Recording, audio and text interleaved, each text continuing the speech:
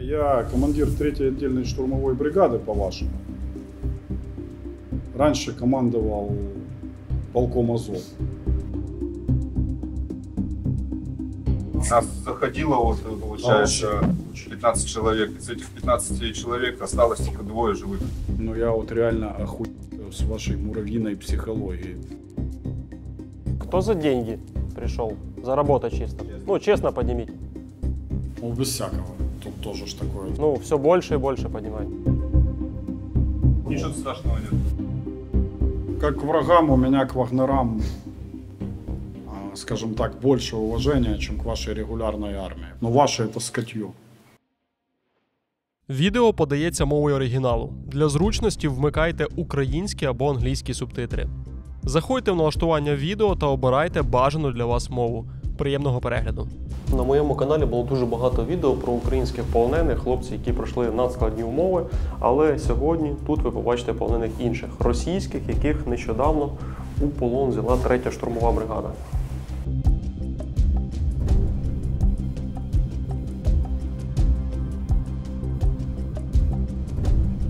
Господа, а что вы в пол смотрите?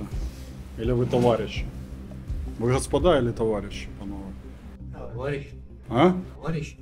Товарищ? Советский Союз тебе ближе, да? Чебурашку любил, наверное, да? Панове, а ну-ка, с тебя начнем. Підрозділ. И можешь не вставать. У нас дружеская беседа, вы же товарищи. На початку полонені ледь-ледь щось говорили і мало що можна було зрозуміти, але хвилин за 10 вони увійшли в смак і в деяких моментах почали викрикувати хором або навіть ледь не сваритися між собою. Фактично у всіх в них історія плюс-мінус однакова. Їх відправили на позиції, де нібито були росіяни, вони туди прийшли і зрозуміли, що там ворог. І так потрапили в полон. Це фактично повторювали усі. А ты его товарищ? Нет, я. А кто? я- Ты тоже разведчик? ОРБ? Нет, я. Ой. Штурмовик? Да. Зэк? А? ЗК? Нет? Доброволец? Доброволец? Красавчик. Я тоже. Видишь, нас что-то роднит.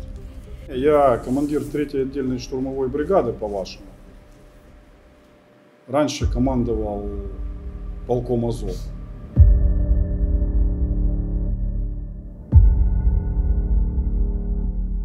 У вас жалобы на питание есть? Ну, реально, объективно. Вас кормят адекватно? Ну, тогда вы разговариваете нормально, парни. Раз вас хорошо кормят, да, вы можете нормально мужскими голосами разговаривать. Вы военные мужчины, как бы, ну, 4 человека, да, и вон 5-й. То есть у которых история плюс-минус одна и та же. Вы... 4 человека.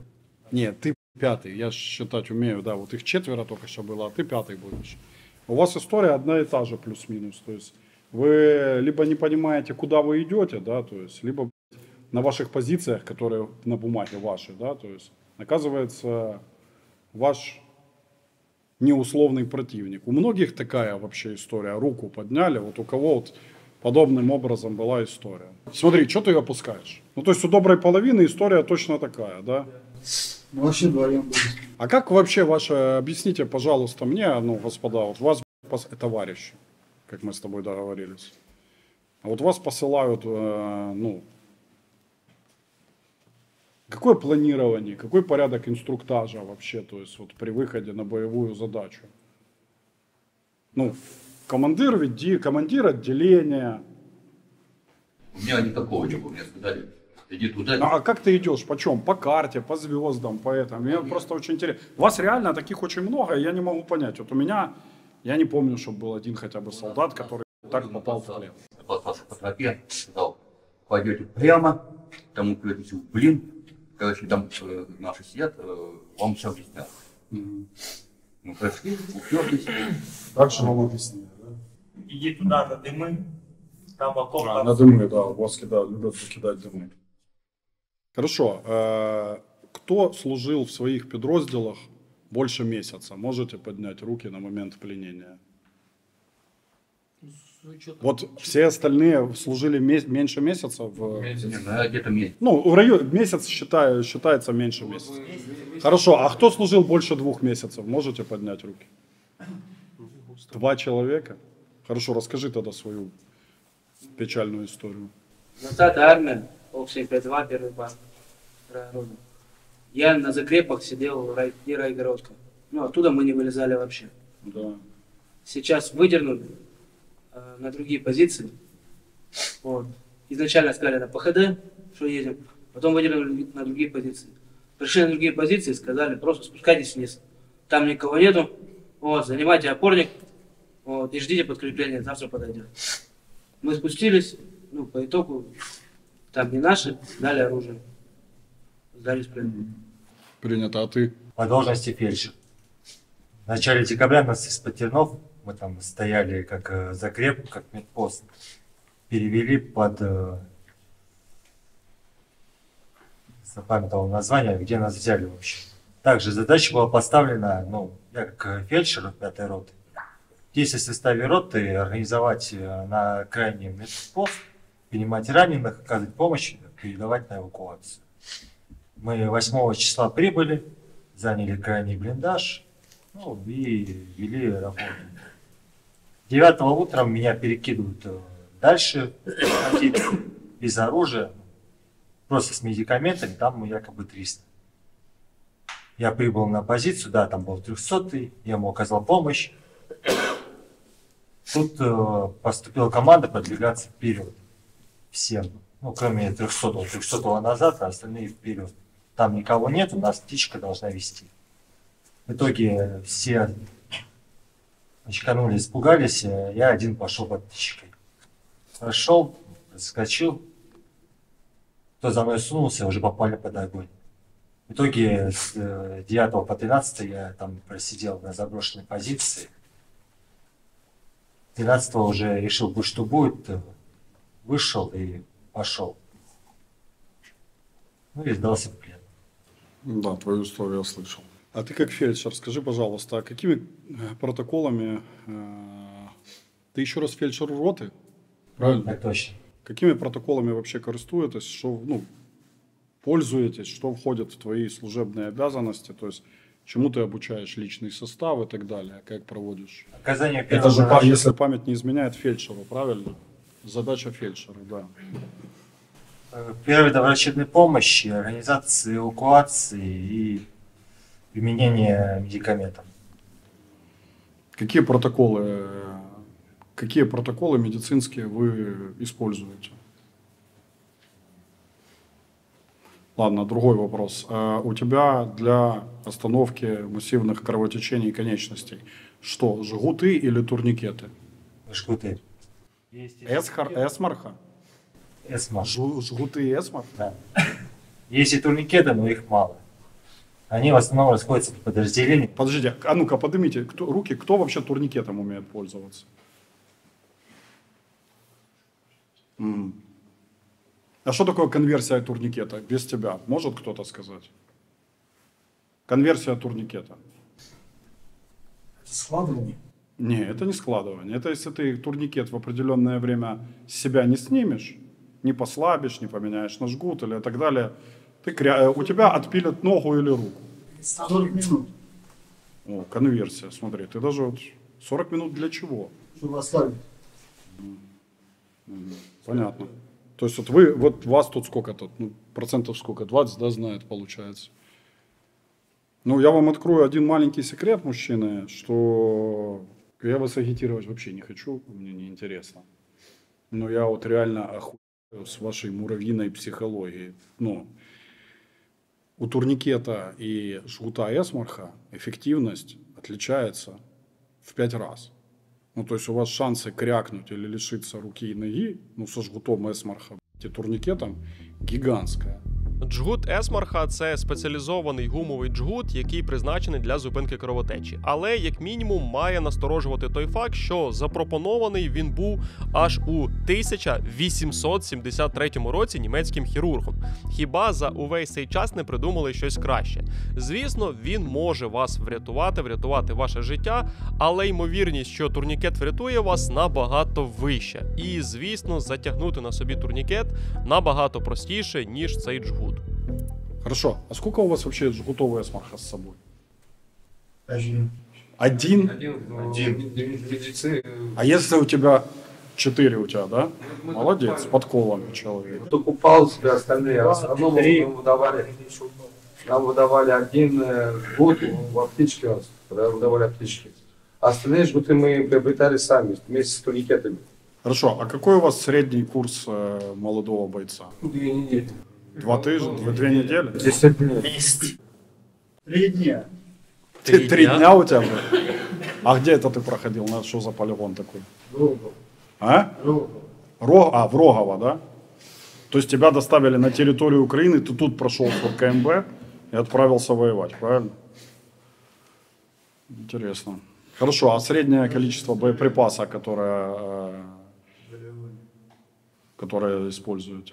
БК имеете в виду? Да, вот, ну, боеприпас на 4 магазина. Выдавали 5 магазинов и по одной гранате.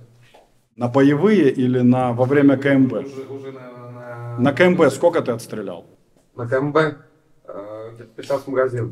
Ну, не так плохо. Плюс ко всему еще с РПК. Еще с РПК стреляли. И с РПГ. Ну, то есть вас обучали, как и полагается, всему озброению, вернее, всему вооружению, стоящему на позициях на это отделение. Да, все правильно. Да. А что научили за 3 дня, мне интересно вас? Ничего. Ничего.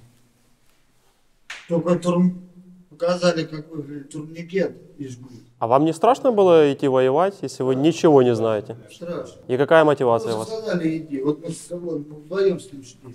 Мы речку перешли. А там сказали, либо назад пойдешь, тебя, говорит, свои Да, живут. свои будут стрелять. 500 Если засчитают. 500 пойдешь. А видели, как своих убивают свои? Нет еще. Еще? Ты еще надеешься, что тебя поменяют и по второму кругу? У меня самому получилось мне принудительно добровольно. Добровольно принудительно. И за срок. А сколько поднимитесь со сроком? Ну, либо с СИЗО, либо с этого. Ну, не так-то много, по факту. Не так-то много. Остальные добровольцы. А вот вы, благообразный пожилой мужчина, как вы попали на СВО? Я доброволец. Доброволец? Какая мотивация у вас? Ну, вот у меня там, даже если бы я не был идеологически мыслящим человеком и так далее, вы как бы радикально развиваете мой родной город Харьков. Вот. Вы расходите в моем селе моих предков, которые они построили, то есть вот мы были одними из основателей, когда Запорожскую сечь разогнали. Вот моя семья, нескольких поселений на юге Харьковской области. Вот вы разъехали дом, который пережил даже Барвенковский котел, в котором пришлось принять участь моим близким родственникам. А какая у вас мотивация? Можете меня просветить? Я пришел, чтобы... Ну, у нас куратор вообще сказала по-другому. А кто такой куратор, извините? Да. Тот, кто забирает людей. А, рекрутер, да, какой-то? Ну да. Они квоту не выполняют военкомат, они выполняют за него. Куратор, точнее, позвонил вот, и спросил, что, чего, куда, когда ехать. Вот, кураторша сказала ехать в Нижний Новгород. В Нижний Новгород ехать. Там, говорит, созвонимся. Там созвонились, она приехала на таксі, уїхали в Цей просто геніальний монолог вперше, мабуть, за той вечір викликав у мене усмішку, тому що людина не розуміє слово мотивація. Що це таке? Він розповідає про якийсь Ніжній Новгород, якогось куратора, якесь таксі, але не розуміє причинно-наслідковий зв'язок. Чому він сюди прийшов? Вы мне мотивацию. Вот у вас мотивация финансовая. Кто за деньги пришел? Заработать чисто. Ну, честно поднимите. Ну, без всякого. тут тоже ж такое. Ну, все больше и больше поднимает. Война тоже работа. Ничего страшного нет. Ну, честно, кто... Из-за сроков. А остальные, если не срок, не деньги, за что? А тут нет такого, то, что за что ты, просто за срок. Либо сидеть в тюрьме, либо на войну. В принципе, выбор невелик. А есть такое, ну это правда или неправда, как бы то, что сейчас пытаются набить зоны, ну, по любой хуйне, чтобы потом оттуда, собственно говоря... Закрывают зону так, извините, что перебил. Ну давай. Закрывают зону, а в зоне делают такие условия, что там невозможно находиться. То есть у каждой зоны есть определенный план действий у каждого управления, сколько они обязаны человека отправить на войну. И они всеми правдами и неправдами делают. Либо там уже на воле преступление какое-то совершил, тебе водили, уже сразу предлагают, ну вот есть вариант, поехали. У меня условный срок, мне пустил 2 раза отметку, мне сказали так, либо 3 раз, либо на РПФА, ну на зону, либо на войну. Выбор у меня чисто невелик был. Либо туда, либо сюда. Да это сейчас закон принят, прям стрелять не собирают. Да, там сейчас что-то... Уже же из СИЗО можно, да? Раньше было только с зоны, а теперь уже из изолятора, да?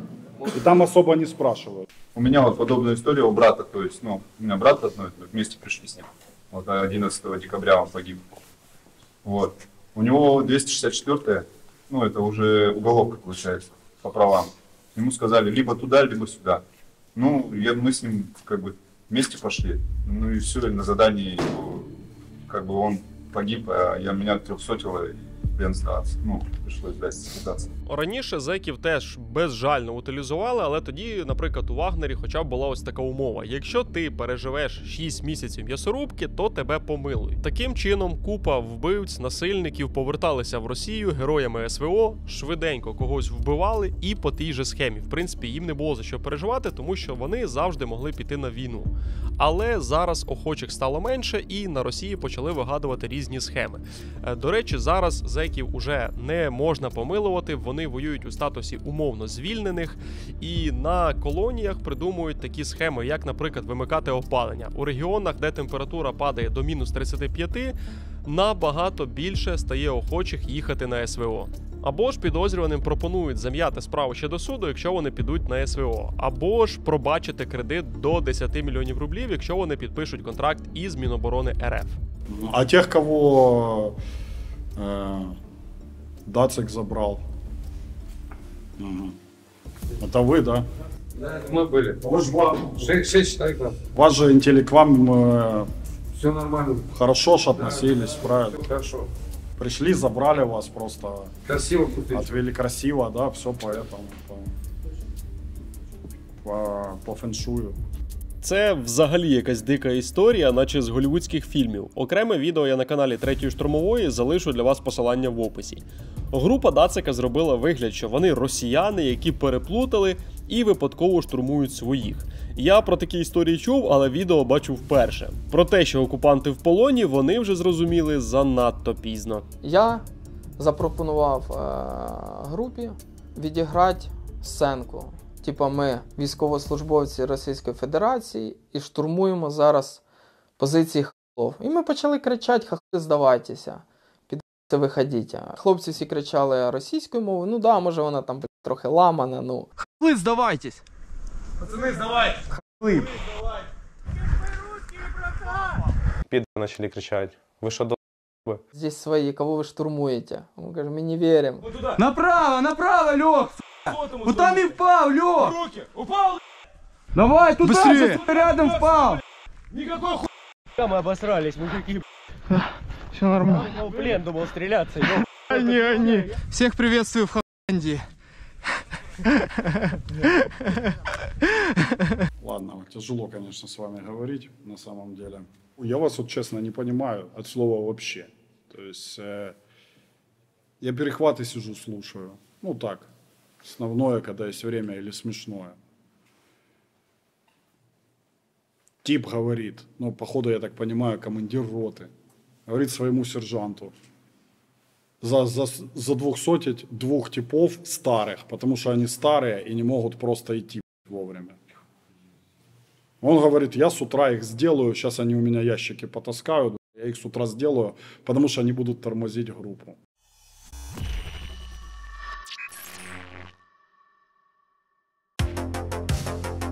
Можна довго спілкуватися, але, на жаль, росіяни розуміють лише силу. Тому і запрошую вас у наше місце сили.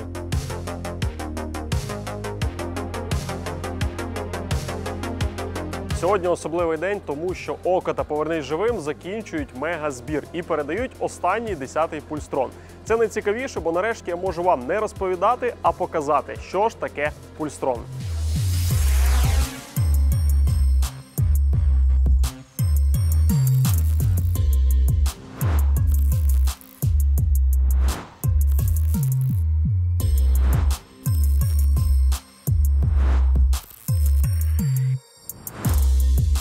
Засоби, які постійно потребують поповнення, починаючи від автомобілів, закінчуючи генераторами. Тобто тут все абсолютно те, що критично необхідне. Все підібрано під робочі потреби. Від звичайних дрібниць, які ми зазвичай знаходили, купували своїми силами. Перед вами 1200 одиниць техніки. Просто подивіться на цей масштаб. А це всього лиш один пульстрон. І тепер помножте все це на 10. І уявіть, наскільки вони підсилили наші ДШВ. Багато роботи замість людей виконують ударні дрони. Це дозволяє діставати ворога на дистанції і створювати гарячі відеошедеври, які всі ми так любимо переглядати. Ударними дронами ми постійно працюємо. Це, як правило, це скупчення піхоти або накопичення в укритті, або інженерні споруди, які дозволяють там переправи ті ж самі. Тому, да, це працює. Як показують останні події, за допомогою тяжких ударних дронів, FPV, за допомогою дальньої розвідки, якщо ми говоримо про крила, БПЛА типу «Крило», саме на цьому зараз зав'язаний і тримається фронт. Завдяки «Око» та «Повернись живим» і нашим з вами заправкам і донатам вдалося зібрати просто космічну суму – $500 мільярда гривень. Пульстрони, які передали ДШВ раніше, вже допомогли завдати збитків ворогу на суму $220 мільйонів, що понад у 20 разів перевищує їх вартість. І це без врахування живої сили. Чесно кажучи, зібрати $500 мільярда гривень здавалося чимось таким нереальним. Результат просто фантастичний, але попри прогнози інтернетних гадалок, війна, на жаль, продовжується. І ми теж не маємо права зупинятися. Тому заправляйтеся пульсом на «Око», донатьте фонду «Повернись живим», бо, відкрию секрет, незабаром розпочнеться новий етап проекту «Око за око». В вашей этой истории, не могу понять абсолютно. Вчера вообще был идеальный перехват, лучший перехват в моей жизни. 3 штурмовика вышли с позиций, которых ваше начальство 200-ми записало. Им говорят, не надо, говорят, расстраивать начальника штаба, говорит, бумаги, хуяги, вот это все, говорит. Ты с ними там порешай. Вы вообще, я не знаю.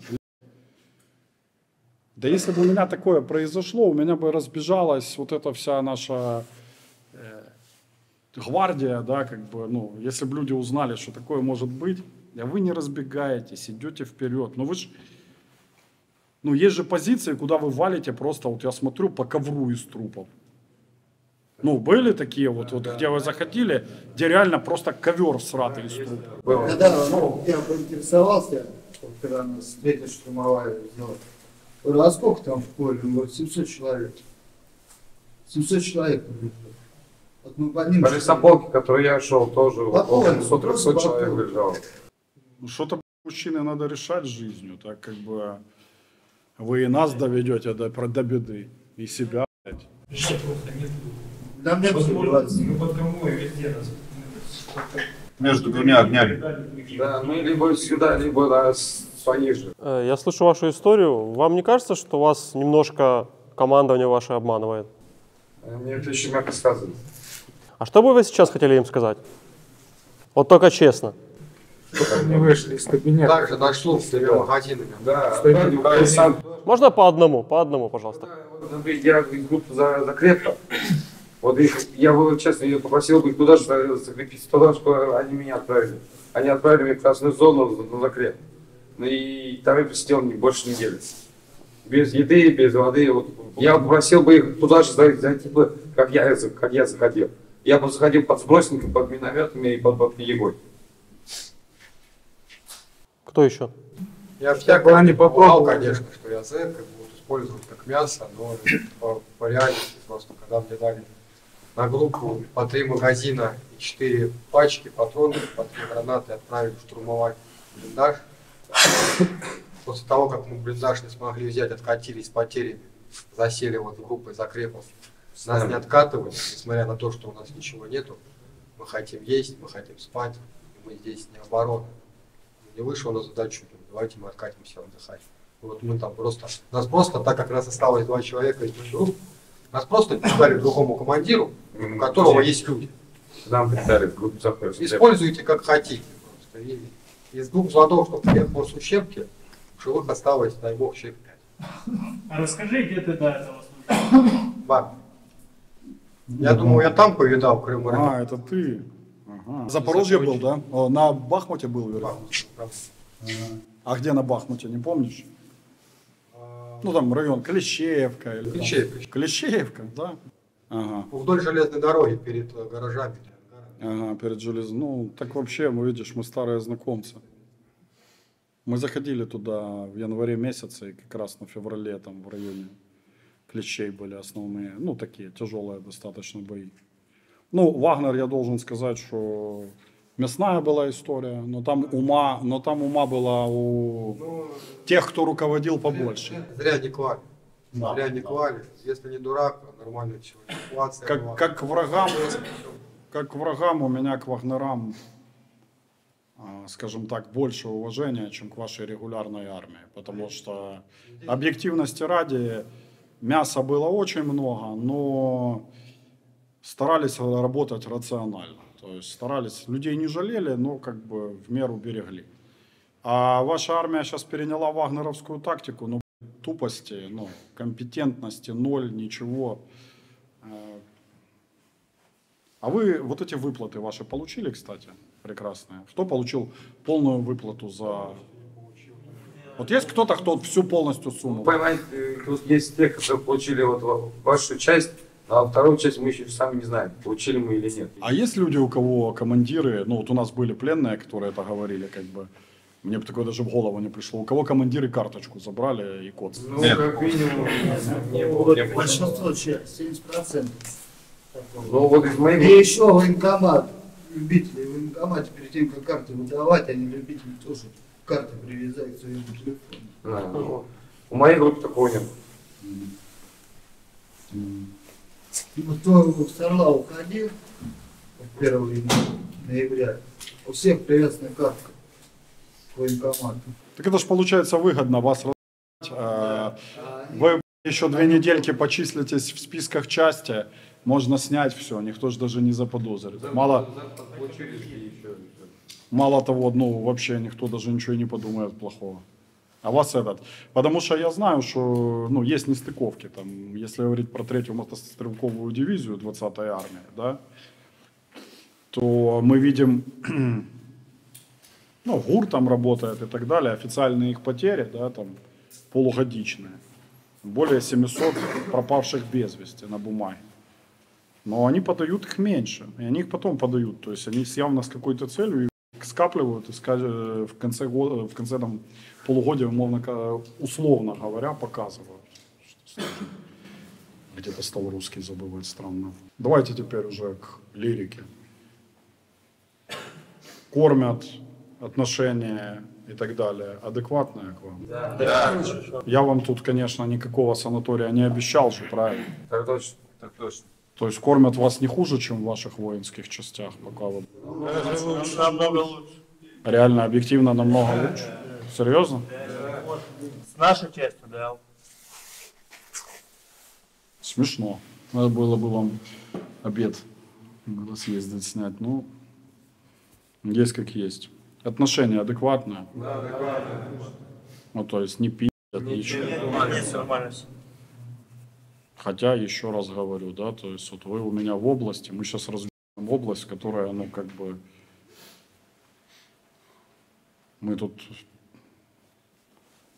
300 лет без малого живем в этой области.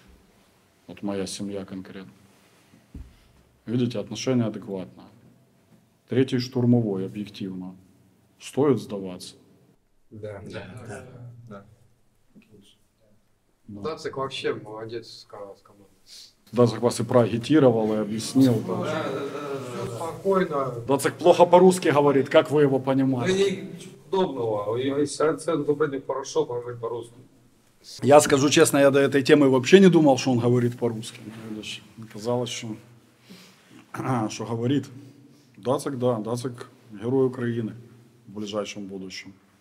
В том числе и за вас. Но он заслужил много другими делами и так далее. Мужчины, хочу, чтобы вы тогда внятно просто сказали, что сдаваться третий штурмовой нормально. Потому что, блядь, отношение человеческое.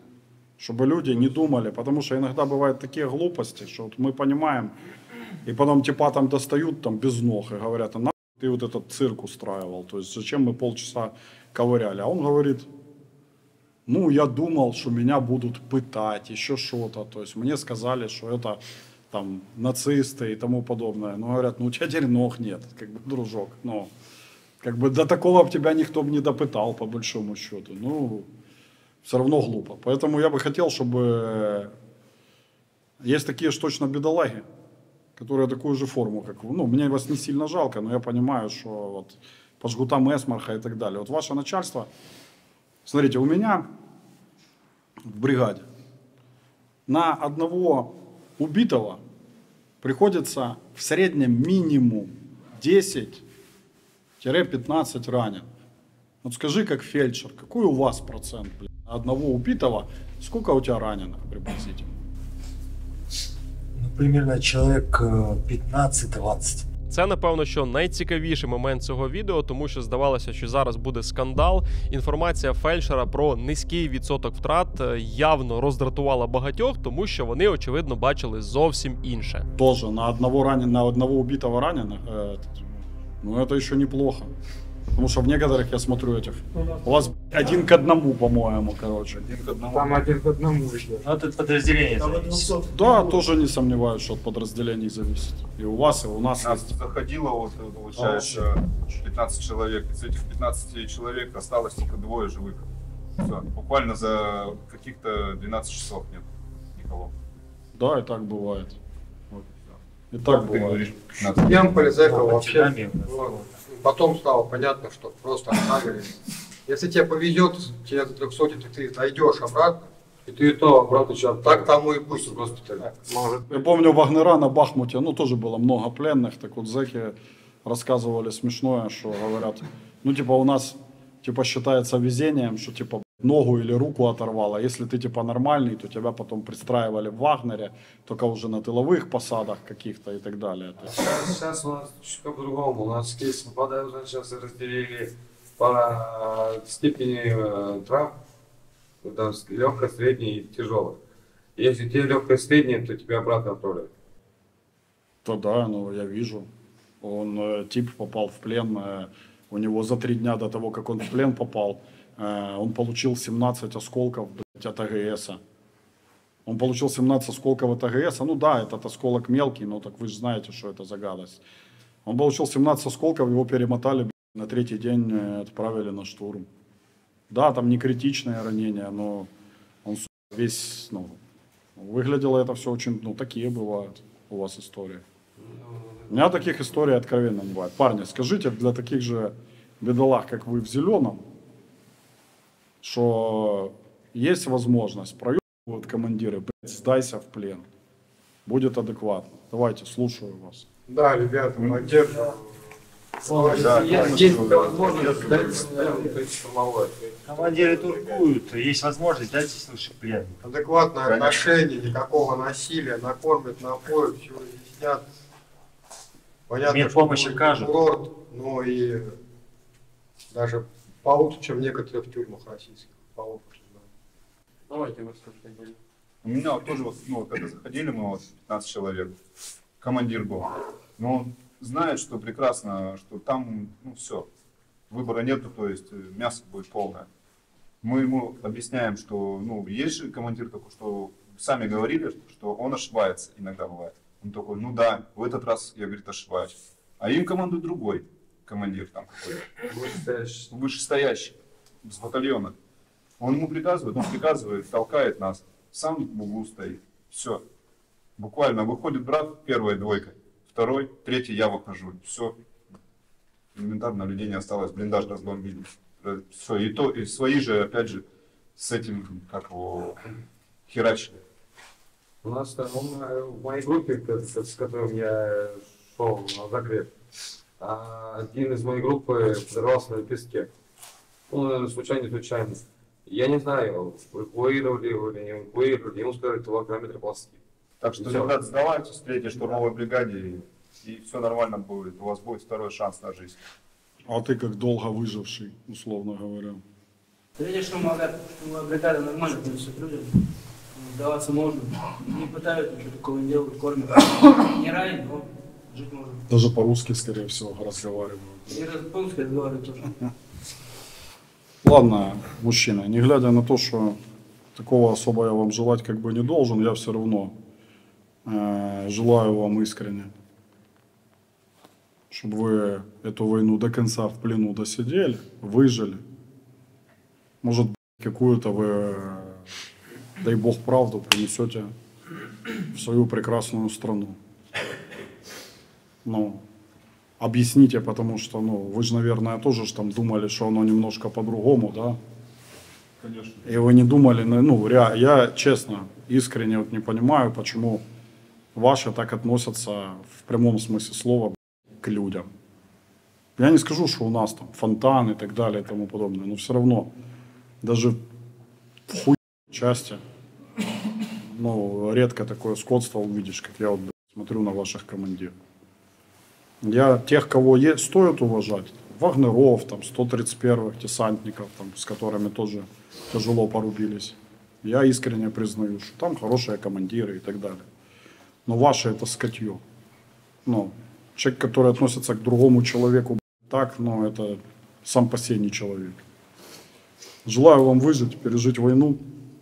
Жалобы господам, а не господа. Вот, в общем порядке. Скоро поедете на Киев. Вы сидите. На массаж. Слава Україні! Насправді, коли ти перебуваєш перед цими людьми, якщо їх так можна назвати, то дуже змішані почуття. Почуття максимально печальні, тому що складно зрозуміти, як в наш час люди можуть ставитись навіть ось так зневажливо не до нашого життя, а до своїх власних. І дуже хочеться, аби цих людей якомога швидше поміняли на наших українців, тому що ми бачили, в яких нестерпних умовах перебувають вони. Це точно далеко не курорт і не те, в яких умовах тримають росіян. Вподобайте це відео, якщо вам сподобалося, підпишіться на канал Пресинг і прошу вас підтримати великий збір 3-ї штурмової на техніку, яка справді рятує життя. Допомагайте.